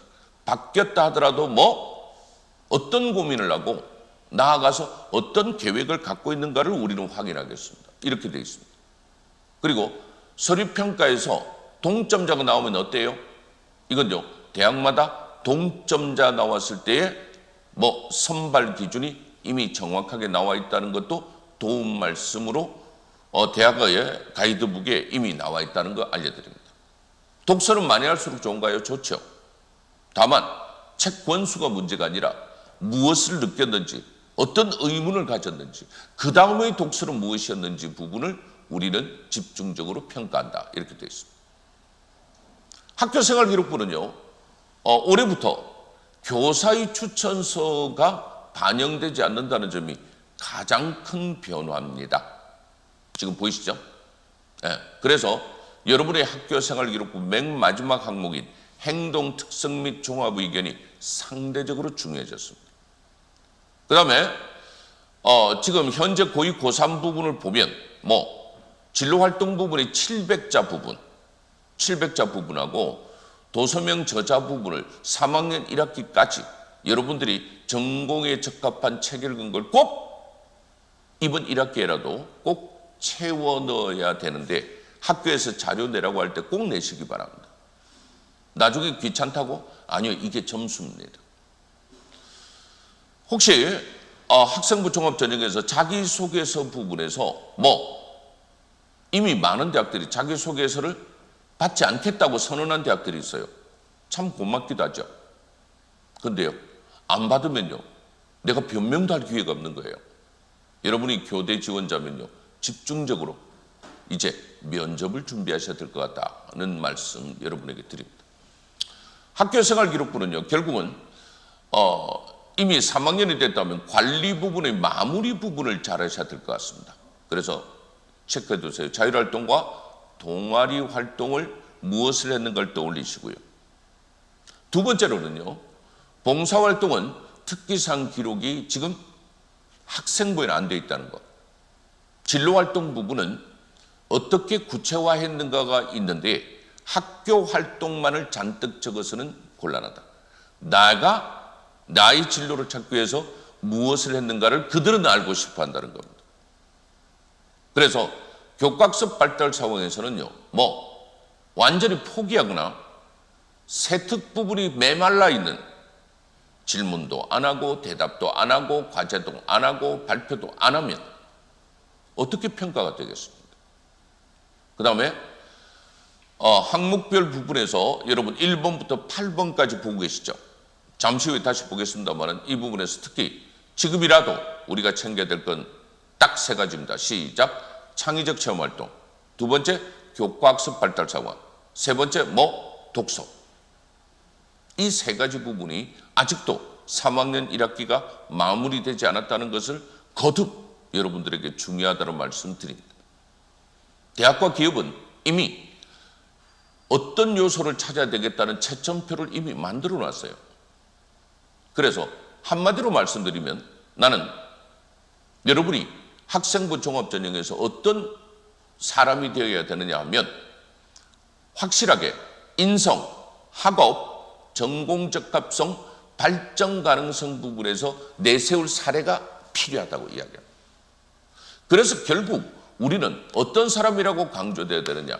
여러분, 이 말 제가 만든 말이 찾은 말인데 어때요? 퍼실리테이터. 즉, follow me. 나를 따르라는 식의 리더십은 요즘의 리더십이 아니에요. 즉 뭐예요? 퍼실리테이터. 우리말로는 촉진자. 그러니까 내가 발표를 잘할 수 있지만 우리 팀원이 발표할 수 있도록 하고, PPT는 이 친구에게 그러면서 전체를 잘 아우르면서 일종의 촉진이라는 말은 뭘까요? 어떤 일이 잘 될 수 있게 미리 끌어주고 쉽도록 만들어주고 풀어헤쳐가면서 팀을 끌고 나가는 능력, 퍼실리테이터가 되었으면 좋겠다는 말씀드립니다. 이거면 만약에 여러분이 이러한 능력을 갖추고 있다면 이러한 부분에 포인트를 둬서 강조를 해달라는 이야기예요. 자, 그래서 학생부 종합전형 대비 방법입니다. 공부 잘해야 된다는 건 뻔한 이야기고요. 그 다음에 창의적 체험활동과 교과활동을 연계해서 여러분이 그게 능력 있는 사람이란 걸 보여달라는 이야기를 먼저 드리고요. 두 번째, 그런 까닭으로 오늘이라도 빨리 최종적인 큰 틀에 있어서의 진로 희망 분야는 결정돼야 됩니다. 그래서 자기 스스로 내가 학종으로 지원한다면 어느 부분의 강점과 약점이 있는지를 파악을 해야 되겠다는 말씀을 드리고요. 결국 학교생활기록부는 이제는 여러분들 알고 있겠습니다만은 딴 데 가서 봉사활동하고 왔다고 자료 들이민다고 이게 기록되는 게 아니죠. 그런데 맨 아래에 교과 세부 능력 및 특기사항은 의무 기록입니다. 여러분이 10과목 공부를 하고 있다면 반드시 10분의 선생님이 의무적으로 기록을 남기게 돼 있어요. 그래서 이 부분에 대한 자료를 내라는 이야기를 많이 거듭 여러 번 하시게 돼요. 3학년 1학기 지금의 여러분의 성가시지만 애쓰는 부분이 여러분의 합격을 이끌어 드릴 수 있어요. 전문가는요, 왜라는 말을 합니다. 동아리 활동을 통해서 어떤 역량을 발전시켰는지, 특히 아랫부분에 보면 세부 능력 및 특기사항에서 여러분들이 구체적인 어떤 사례가 있었는지를 매우 관심을 두고 있습니다. 그래서 여러분들이 양보다는 이제부터는 질에 중심을 두고 핵심을 뽑아내는 능력이 있어야 되겠다는 말씀을 여러분에게 드리겠습니다. 자, 학생부 8대 구성 항목은요, 잠깐만 구경할게요. 여러분, 이런 겁니다. 이게 1번이에요. 인적사항, 학적사항 통과해도 되겠죠? 두 번째, 출결 상황 미인정이 없도록 애쓰시기 바랍니다. 그 다음에 수상 경력 한 학기에 하나씩 선택하는 시스템으로 여러분들 블라인드 처리한다는 걸 알아두시고요. 그 다음에 자격증과 인증 취득은 일반고 학생에게는 해당되지 않는 마이스터고나 특성화고 중심의 국가 자격증을 땄을 때 기록하는 난입니다. 잊어버리면 됩니다. 진로 희망은요, 없어졌습니다. 그 대신 진로 희망을 어디로 가게? 창의적 체험활동의 진로 활동란에 적기 위해서 이 항목은 삭제됩니다. 그 다음에 그래서 창의적 체험활동에서 오른쪽 맨 끝에 진로활동 보이죠?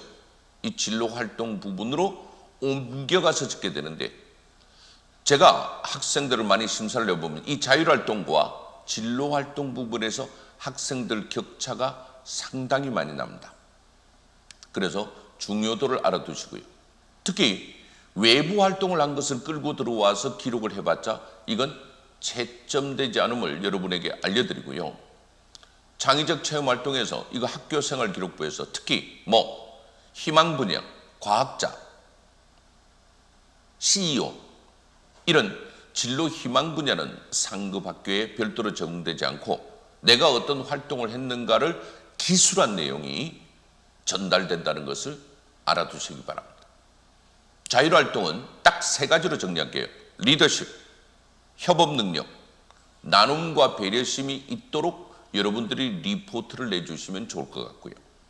그 다음에 진로활동 부분은 구체적으로 여러분이 어떤 활동을 했는지, 제가 추천하고 싶은 건 진로 독서도 좋을 것 같습니다. 그 다음에 동아리 활동은요, 동아리 활동 때 봉사활동한 건 봉사활동 시간으로 인정되지 않는다는 걸 알아두시기 바랍니다. 지금 보고 계시죠? 다만 그럼 내가 동아리에서요 토요일 날 봉사활동했는데요, 그건 인정돼요. 이 부분 지금 나와 있죠? 최대 8시간까지 인정될 수 있습니다. 교과학습 세부 능력 부분에서는요, 수업 중에 여러분들이 어떤 발표를 하고 어떤 자료를 내고 한 부분에 대해서 굉장히 섬세하게 이렇게 보게 된다는 것을 여러분들한테 알려드립니다. 독서 활동은요, 교과 선생님한테 내면 교과가 되고요. 그 다음에 담임 선생님께 내면 공통란에 기록이 된다는 걸 알려드립니다. 자, 그 다음에 독서 활동은요, ISBN, 즉 책으로 된 것만 기록을 해준다는 걸 알아두시기 바랍니다. 이거 보이시죠? 이렇게 맹자 이런 것처럼 International Standard Book Number, 책으로 된 걸 제출을 해야지. ISSN, Serial Number, 잡지 같은 게 대표적입니다. 그죠?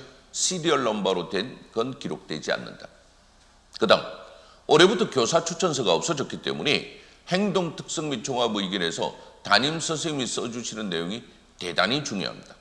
이 부분이 여러분들 지금 1, 2학년 기록이 어떻게 남아있는지 이 부분을 관심을 가져주시기 바랍니다. 결국 여러분의 학교 생활 기록부는 A, B, C, D 중에 어느 쪽? E.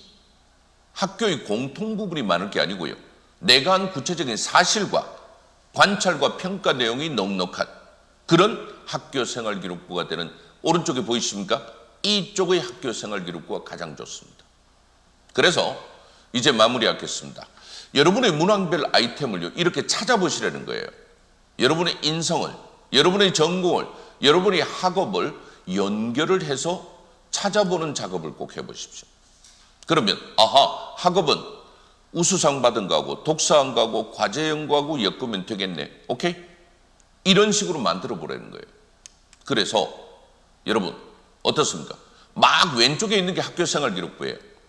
이 내용 중에 군청생만 뽑아서 박스를 만들어라. 그럼 내가 어떤 사람이라는 것을 선택과 집중을 해서 특화시키기가 좋겠죠. 아니요. 하나 더 있다면 두 가지를, 하나 더 있다면 세 가지를. 이해가 돼요? 이렇게 해서 남에게는 없고 나에게는 있는 확실한 나의 특징을 강조하는 몇 가지? 두 가지 내지 세 가지를 학교생활 기록부에서 찾아내는 게 중요합니다. 그래서 여러분 이렇게 해보시라는 거예요. 이게 실제로 학교생활 기록부잖아요. 그죠? 이것을 제가 지금부터 제일 중요한 아이디어예요.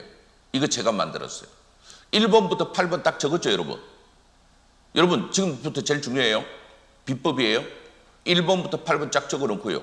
그 밑에 학업 역량, 전공 적합성, 발전 가능성, 인성. 요 네 가지로 나누어서 어떻게 해보라? 이 빈칸에다가 여러분의 활동을 이렇게 적어보라는 거예요. 지금 자료 보이십니까? 이 글자는 잘 안 보여도 돼요. 여러분의 학교생활 기록부 기록을 이렇게 적어보라는 거예요.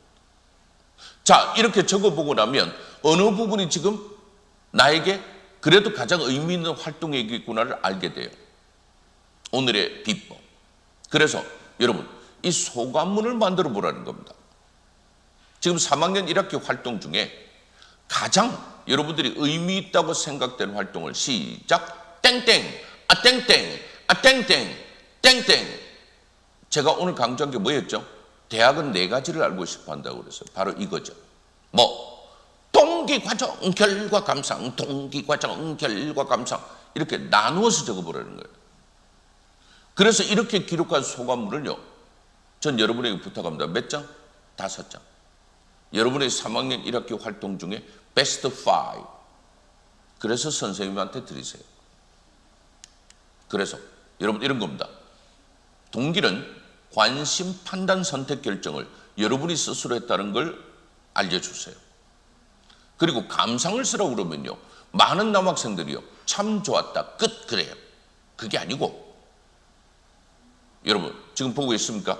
감상을 적으라는 건 before, 이 활동 이전에 비해서 이 활동을 하고 내가 얼마나 다른 활동을, 다른 생각을 하게 됐다. 생각이 달라진 것도 변화. 그래서 여러분에게 권해드립니다. 비포와 애프터를 함께 적어주라는 거예요. 그리고 맨 마지막 부분에서 the next course와 새로운 시선. 무슨 이야기입니까? 나는 이 활동을 해서 금상을 받았다? 이건 중요하지 않아요. 그래서 나는 그 다음 해에는 뭘 하고 싶었다? 체계적인. 내가 대학 가서는 이 활동이 하고 싶은 생각이 들었다. 이것이 더 중요하다는 거예요. 제가 보여드릴게요. 이렇게. 기다립니다, 여러분. 동기, 과정, 결과, 감상으로 나눈 여러분의 이번 학기의 최고의 활동 몇 개? 5개를 찾자. 근데 그 5개를 이렇게 짤막짤막하게 기록해보자. 그리고 이것을 학기 말고사 끝나고 나면요, 선생님들이 제출하라고 그래요. 그때 구체적으로 5장을 누구한테 내냐고요? 저도 모르죠. 만약에 동아리에 대한 걸 적었으면 동아리 선생님께, 학급 반장 활동한 걸 적었으면 담임 선생님께 내면 여러분의 학교생활 기록부는요, 3학년 1학기 한 방에 어마어마한 전공 적합성과 인성, 발전 가능성 다 살릴 수 있어요. 학업 역량까지 다 살리지 못하지만. 이해가 되시죠? 그래서 이런 글자로 나오면 바로 이게 바로 뭡니까? 여러분 이게 자기소개서잖아요. 그죠? 하나 돌아가 볼게요. 이런 식의 활동 보고서를 순차적으로 연결해서 마무리하면 이렇게 완성이 되는 겁니다. 일단 여기까지 말씀드리는데 오늘 여러분들한테 정말 큰 도움이 됐길 바라요. 질문 굉장히 많이 해주셨는데, 예. 지금 경제학과 희망하는 문과생입니다. 문과를 위한 입시 전략 부탁드려요. 수학 잘하세요. 문과에서 수학을 잘하는 것은 무기가 되지만 이과에서 수학을 잘하는 것은 마땅한 것이 됩니다.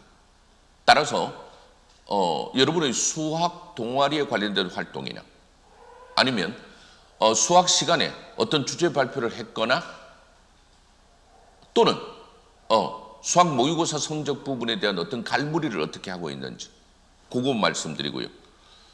문과생이 이과 계열 교차 지원하는 방법이 뭐가 있을까요? 아니, 많이 있어요. 예를 들면 지금 조금 전에 상경 계열을 대비했던 학생은요, 이과에 가서요, 확률과 통계로 제가 아까 보여드렸죠. 확률과 통계로 활용해서 갈 수 있는 대학들, 연세대까지 포함해서 많이 있습니다. 그런 부분에서 교차 지원 충분히 가능합니다.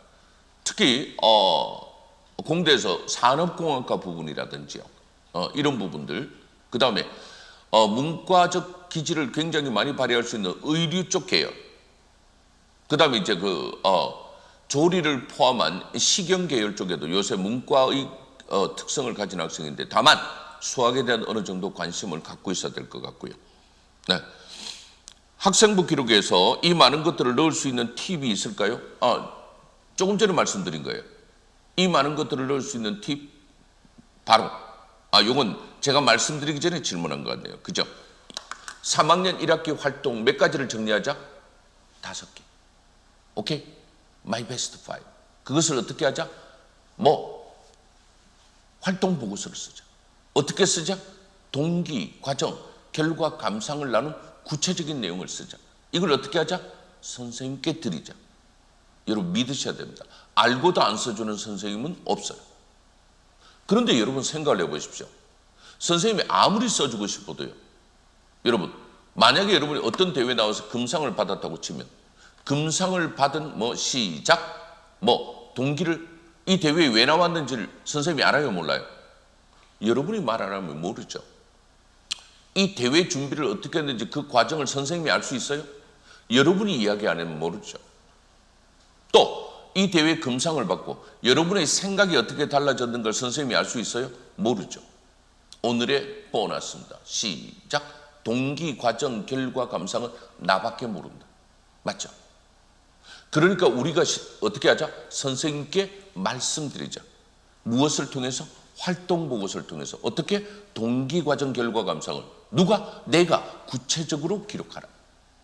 그래서 여러분의 핵심 활동 5개가 보장이 될 수 있다면 여러분의 오늘 고민하고 있는 학종에서의 4개 영역에 무언가 언턱거리 기댈 수 있는 부분들을 지금도 만들 수 있다는 말씀 여러분에게 드리면서, 네, 오늘 여러분들 이걸로 끝나면 안 됩니다. 이걸 바탕으로 해서 어떻게 해야 될까요? 우리는 이제 박람회의 여러 부분에 기웃거리기도 하고 관심도 가지기도 하고 면담도 갖기도 하고 그리고 자료도 보면서 특히 가이드북을 얻으세요. 그러나 제발 많이 돌아다니지 마시고 시작. 많아봐야 5개, 더 많아봐야 10개 이내의 대학으로 딱 정하세요. 그리고 그 부분에 대해서만 집중적으로 정보 파악을 하고 자기 나름대로 리스트업을 하는 부분이 오히려 가장 보람 있는 행사 참여가 될 것이라고 저는 생각을 합니다. 자, 다음에 기회가 있으면요, 여러분들 뵙고 이 부분을 이제 구체적으로 전개하는 방법을 다시 한번 말씀드리도록 하고요. 여러분하고 약속하고 허락받은 시간은 지금까지입니다. 여러분 대단히 고맙습니다. 안녕히 계십시오.